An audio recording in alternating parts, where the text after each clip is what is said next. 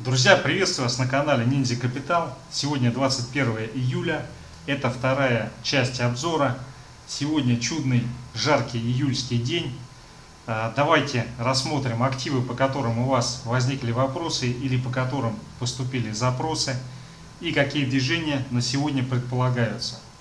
Так, друзья, давайте начнем с евро-доллара. Это, можно сказать, загадка сфинкса текущая. Месячный таймфрейм. Вот по месячному таймфрейму у нас здесь все готово для того, чтобы была отработана цель 1,1650. Пробой 1,1790, который произошел, должен был привести к тому, что мы уходим сюда. Но здесь то ли роботы сцепились между собой, то ли что-то пошло не так. В общем, застрял он в районе этого сильного уровня 1,1790. Ниже ему спуститься и набраться энергии не дают. Ну а вверх сейчас идти для евро никаких оснований нету. Так, это месячный таймфрейм. Давайте к более коротеньким перейдем. Так, друзья, ну вот смотрите, если мы берем недельку, то по недельке есть, конечно, еще надежда отбиться от 1,17. Но на самом деле вот этот цикл движения, который здесь пошел, после того, как немножко была недоработана 1,23, он должен был завершиться либо вот здесь, в районе этого значения, либо здесь наиболее вероятный сценарий движения на 1,1650. Что вот здесь начало происходить, для меня загадка. Потому что динамика процесса, когда происходит разворот, она была более или менее очевидна здесь, но здесь что-то пошло не так.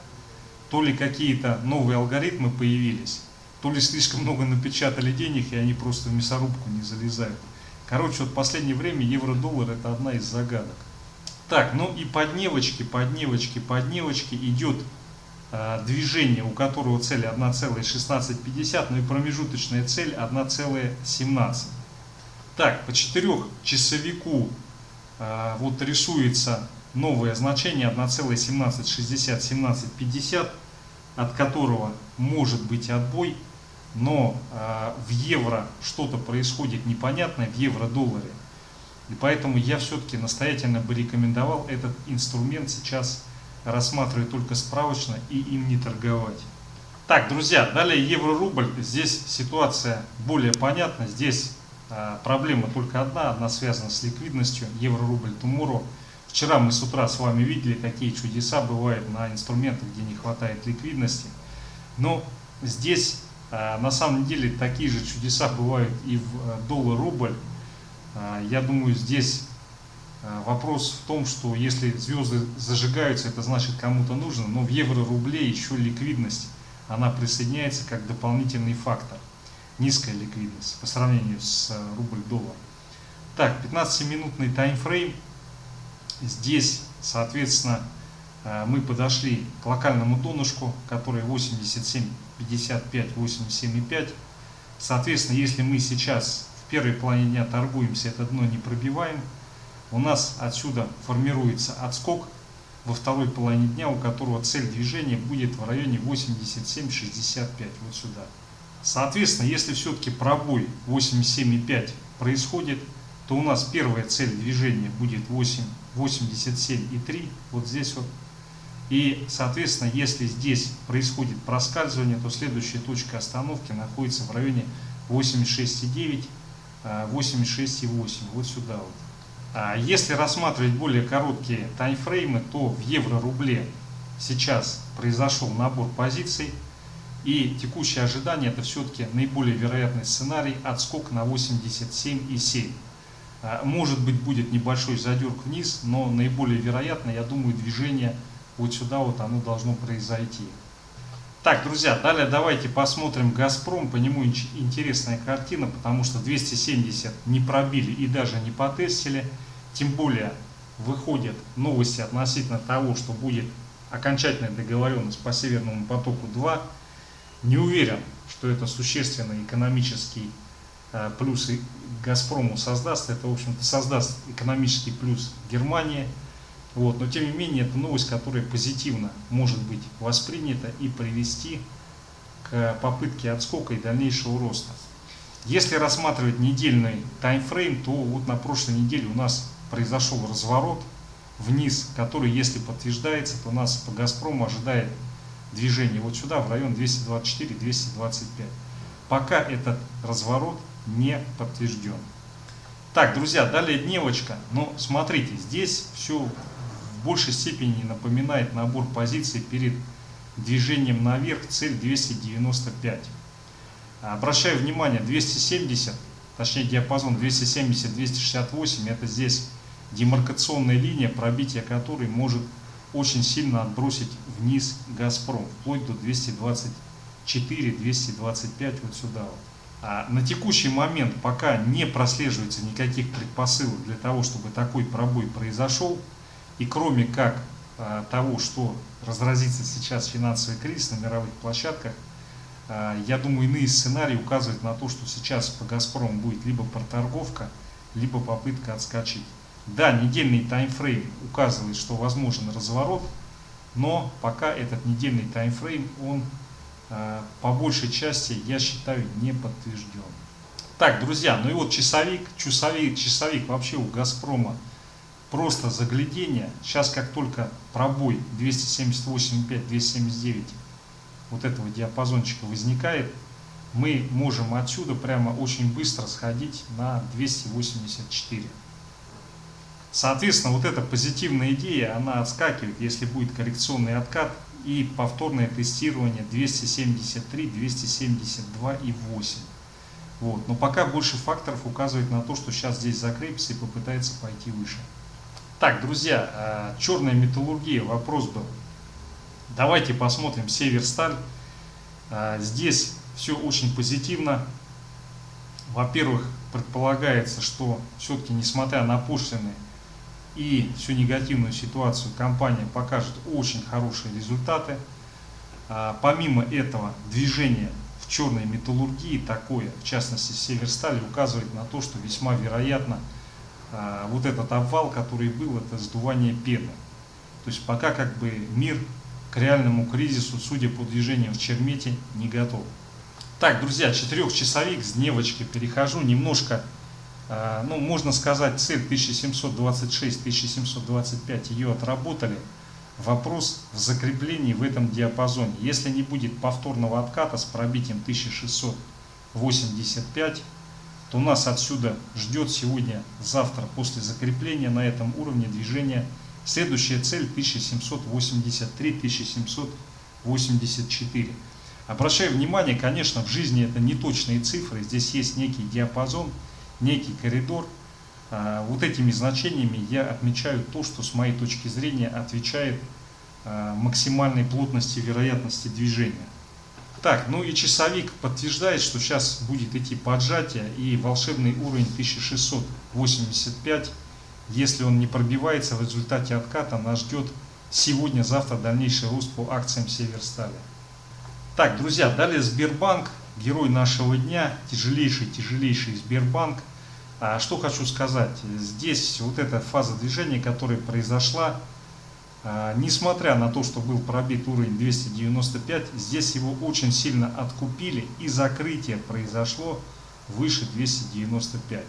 В данной ситуации это очень позитивно, потому что с учетом того, как набирали позы вот здесь, в этом диапазоне, я думаю, весьма вероятно, что в обозримом будущем на этой неделе возможно, если не будет повторного отката с тестированием 290, ну уже как бы все указывает на то, что готово к движению на 303 и возможно даже на 306,5 вот сюда к этим значениям.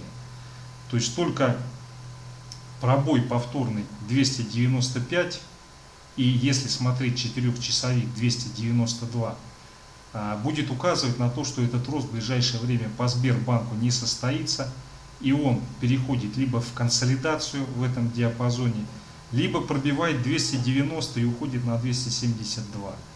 Пока такой сценарий без обвала мировых рынков, я думаю, маловероятен. Здесь больше факторов указывает на коррекционный отскок, хотя бы вот сюда, вот на 303, 302,5. Так, друзья, далее новая интересная акция, это Headhunter. Смотрите, 4-часовик ставлю, здесь что в ней примечательного? Конечно, ликвидность в ней с Blue Chips не сравнить. но то, как она ходит, это просто изумительно. На сегодняшний день есть уровень, который 3100. Соответственно, если этот уровень в результате начавшегося даунтренда сейчас не пробивается, то у нас вот это накопление приводит к отскоку, и цель этого отскока движение на 3400, 30-3400, вот сюда, к этому диапазону. Если здесь все-таки будет пробой, то первая цель движения это 2982 и потом возврат вот сюда вот на 2790. Очень-очень интересные движения в этой бумаге идут практически каждый день.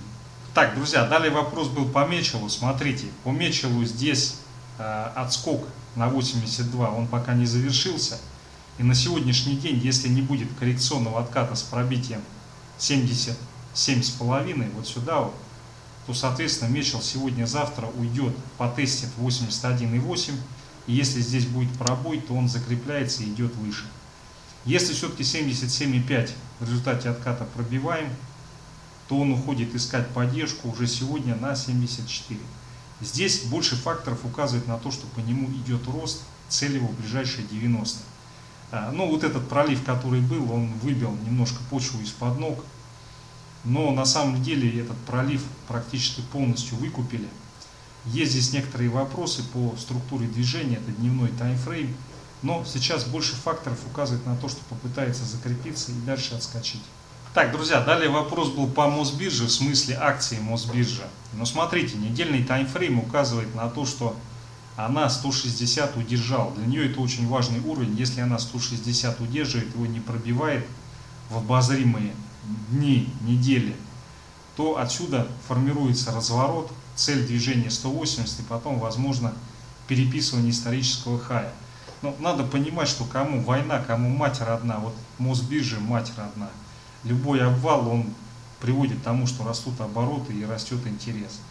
Да, есть определенная переоцененность, вот это движение, оно как раз ее и вызвало. Но с другой стороны, как бы здесь все тренды, все, что происходит, оно толкает капитал на биржу и увеличивает количество операций. Сейчас вот из-за увеличения ставки со стороны ЦБ, конечно, может случиться пробой 160 и коррекционный откат на 136, вот сюда вот. Но я думаю, пока что такой сценарий он все-таки мало реализуем. Скорее всего, либо будет отскок, либо сейчас здесь проторговка. Опять же, оговариваюсь, что если не начинается массовый падеж всех рынков, если все-таки Морган прав и нас ждет чудесный рост. Так, друзья, ну и вот дневочка. По дневочке пока отскок дохлой кошки. Но если сегодня мы закрепляемся около достигнутых значений, это 176,8, и в ближайшие дни не будет повторного тестирования 163,5, нас ждет сначала восстановление на 172 и потом пошаговое движение. Сначала на 177 и потом отскок на 187-192. Здесь картина, конечно, несколько спорная, и на больших таймфреймах рисует страшную штуку такую, перевернутый тазик или перевернутая шапочка из фольги, одетая на голову. Вот. Но тем не менее, я думаю, больше факторов указывает на то, что отскок произойдет. Так, друзья, далее Петропавлов замучили меня вопросами. Вот, если не ошибаюсь, по-моему, где-то здесь, в районе 27 или 28, меня про него спрашивали, я тогда сказал, что вот он вырос, его лучше купить и забыть про него. Вот. У компании много внутренних раздраев, корпоративные конфликты. И, соответственно, ну, в такую компанию лучше не входить. Лучше не входить, потому что очень высокие риски. Тем более сейчас мы пробили донышко, которое было ранее. Вот. И что здесь хочу сказать. Либо в течение этой недели и следующей нас ждет отскок и закрепление выше 24, либо если такого события не происходит, то куда ей падать, одному Богу известно. Ну, 0 есть, как нефть на минус 10 ее не загонят. Вот, поэтому, в принципе, 0 это тоже круглое красивое число. Но если на дневку переходить, здесь по сути штопор продолжается. Далее, давайте 4-часовик возьмем. Но смотрите, здесь на самом деле, да, вот была попытка, первая серьезная попытка разворота отскока вот здесь. но в силу каких-то причин она успехом не увенчалась. Вот здесь сейчас сформировалась ситуация, когда действительно она может отскочить, ну хотя бы на 24. Это следует из недельного таймфрейма, это следует из 4-часового таймфрейма. Обращаю внимание, что здесь, если все-таки пойдет движение вниз и будет повторное пробитие 21,8, 21,7, то в эту бумагу, я считаю, вообще лучше пока не входить. Но если, конечно, вы занимаетесь только ей и вы владеете тайным видением, что с ней будет, вот, то тогда, конечно, можно в нее заходить и не ставить стопы. Но, правда, Центробанк, он к таким тайным видениям не очень позитивно относится, насколько мне известно. Поэтому я считаю так, эту бумагу лучше не трогать, потому что очень много проблем в ней, конкретно в ней. И, соответственно, если все-таки уж руки очень зудят, есть такие люди, у которых душа все время ищет приключений. Ну, вот здесь, в принципе, есть основания для коррекционного отскока. Я вот вижу все основания для того, чтобы он произошел. Но когда есть масса таких корпоративных историй с раздраем, то ситуация может принимать характер достаточно непредсказуемый. Хотя вот что тут греха таить, вероятность высока, что здесь разворот и коррекционный отскок, ну как минимум даже не на 24, а вот сюда вот на 25,3 или даже вот сюда на 26. Вероятность высокая, но идея очень рисковая. Друзья, все, основные активы. Спасибо за внимание.